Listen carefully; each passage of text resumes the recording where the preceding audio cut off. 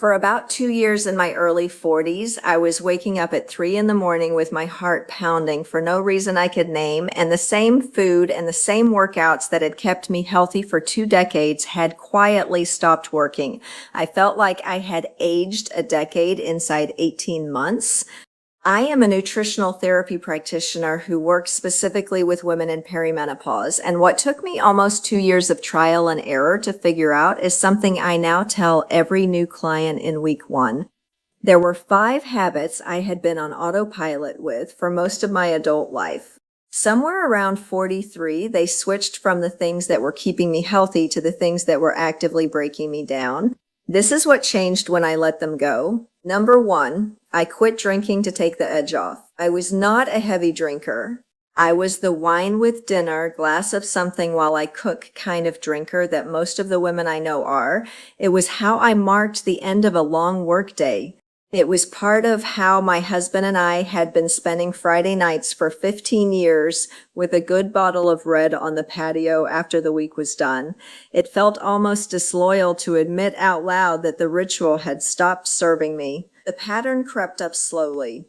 I would fall asleep fine after 1 glass. Then at 3 in the morning, I would jolt awake with my heart pounding, sheets damp, brain spinning through nothing in particular, and lie there until 5. The next day, my mood was wrecked and my food cravings were unrecognizable, and for longer than I want to admit, I blamed work, the kids in my life, and even something I had eaten the night before. It took me an embarrassingly long time to connect any of it to that one single glass of wine. Alcohol disrupts sleep in everyone, but in a perimenopausal body, it is a wrecking ball. It blocks the deeper stages of sleep your body uses to regulate cortisol overnight, dehydrates you in a system already running drier because of estrogen loss, and interacts directly with the same hormonal pathways that are already destabilized. The single drink that gave you a soft, pleasant edge at 30 is the same drink that hands you a panic attack in the middle of the night at 45. I did not quit overnight, and I am not someone who never drinks now. I cut weekday wine first. Then I noticed I felt so much better in the mornings that I started skipping weekends too. Now I might have a drink at a wedding or on vacation, and I always pay for it the next day in ways I never used to in my 30s.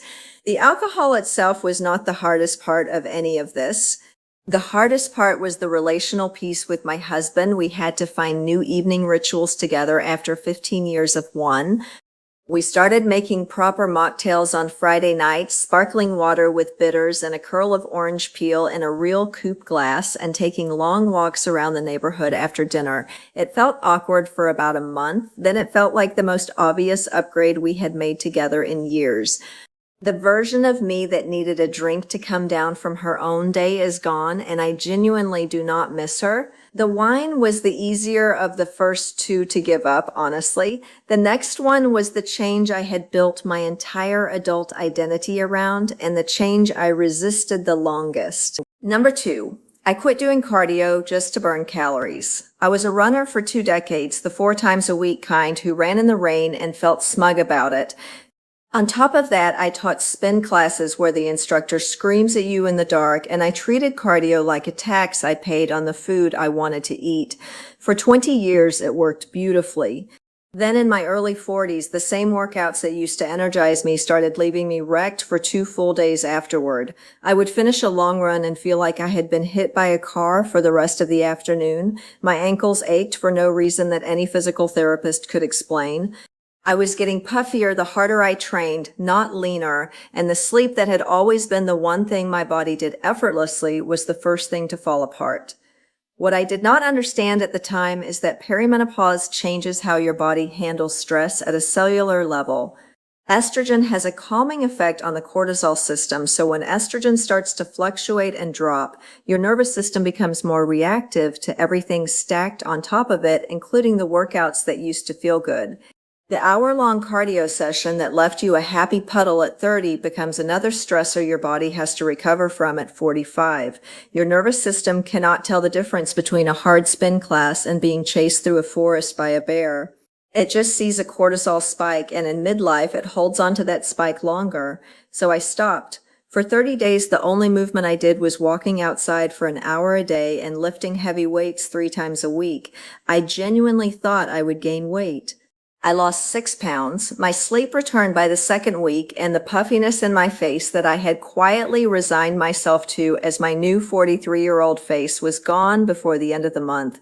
I have not gone back. 4 years later, I walk daily, I lift heavy, and any cardio I do comes from things I actually love, like a long hike with a friend or a slow swim in a lake. If you take nothing else from this video, hear this one. The body you have at 43 is not the body you had at 28, and trying to discipline it back into that earlier shape with the same tools is the fastest way to age it harder. Changing how I trained was a decision I could make on a calendar. The next one was a habit I had not even recognized as a habit. Number 3, I quit saying yes to things I did not want to do. I thought of this as my personality, not a behavior. I was the woman who organized the school fundraiser, hosted the dinner party, took on the extra project at work, said yes to coffee with the friend of a friend who was passing through town for one night. I was good at it, I was praised for it constantly, and I was rewarded for it with more and more requests. By my early 40s, the people-pleasing engine that had powered the first half of my life was actively destroying the second half. There is real biology underneath this one, and it is the part the menopause specialists wish more women understood. As estrogen drops, your brain's tolerance for overextension drops with it. The same nervous system that used to absorb a packed calendar without complaint starts hitting walls you did not know existed. Women in menopause communities describe it as the moment they finally stopped being able to perform for people who had not earned the performance. Dr. Mindy Pelz has called this a neurological rewiring rather than a personality flaw, and that single framing changed how I held the whole experience. I had not turned into a worse version of myself. My nervous system had finally hit its limit on a load it should never have been carrying in the first place. I tried the gentle versions first. I would say, let me check my calendar to buy thinking time. I would suggest a smaller version of whatever was being asked. None of it worked, because what was actually required was a flat no said without a speech or a 4-sentence apology attached. So I started saying it, not in any dramatic way. I would get an invitation, notice the small pulse of dread in my chest, and instead of overriding that pulse the way I had overridden it for 20 years, I would honor it and decline. It felt physically wrong the first 10 times I did it. By the 20th time, it felt like the most natural thing I had done in years. What surprised me was what filled the space I freed up.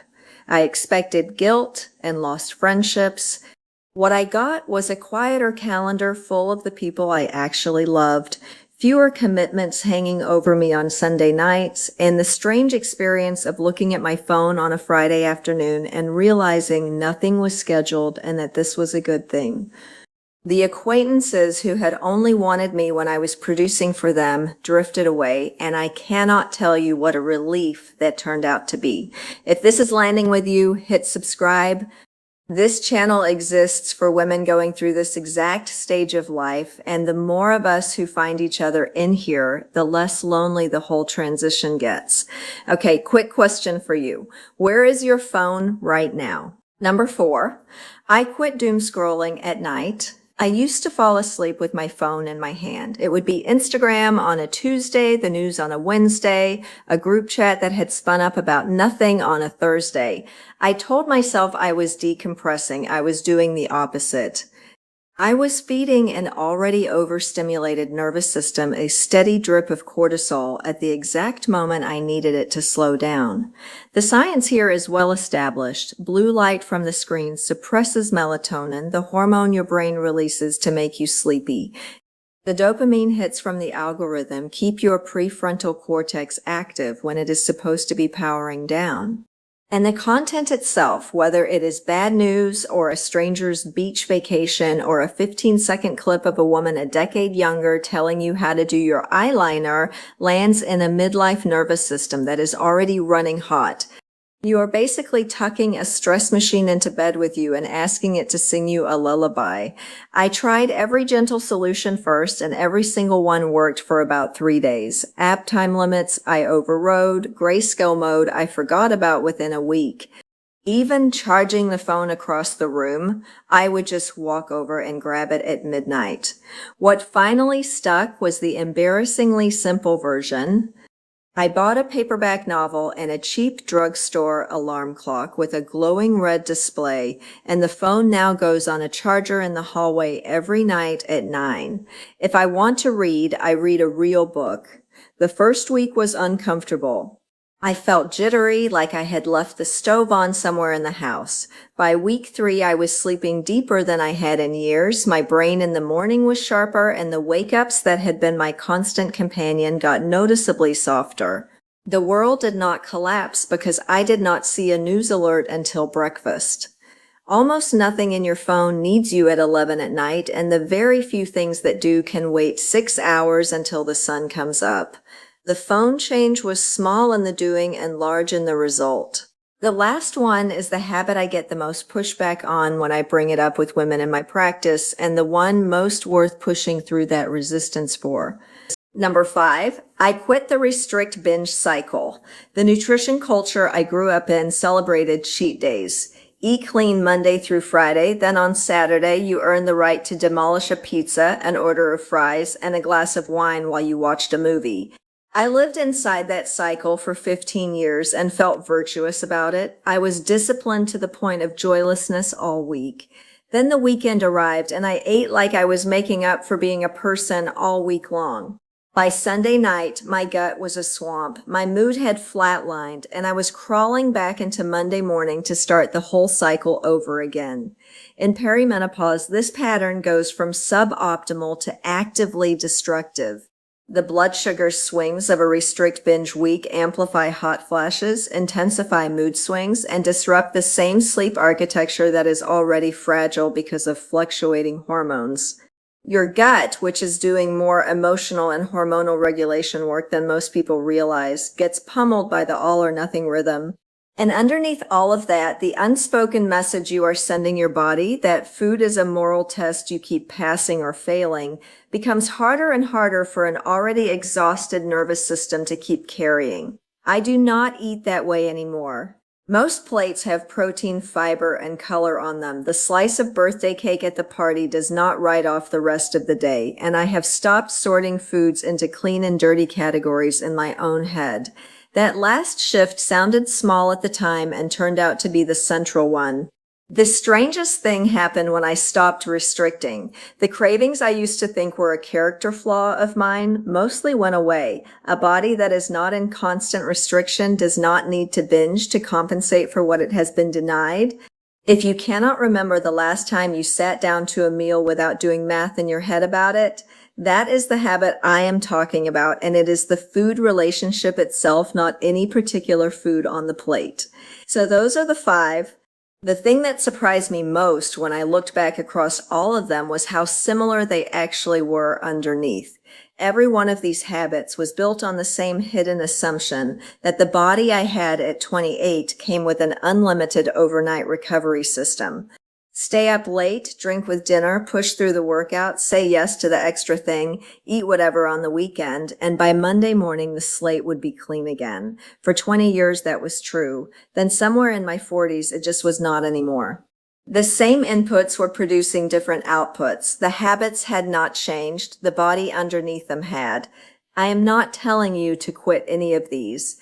I am asking you to look honestly at the routines you have been on autopilot with for 20 years and ask whether they are still earning their place in the version of you that is actually here now. Some of them will, some of them will not, and the ones that do not are not failures of discipline.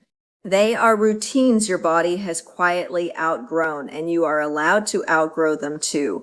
Tell me in the comments what you have quietly let go of in this season and what changed when you did. Your honest answer might be the thing that gives another woman watching permission to do the same.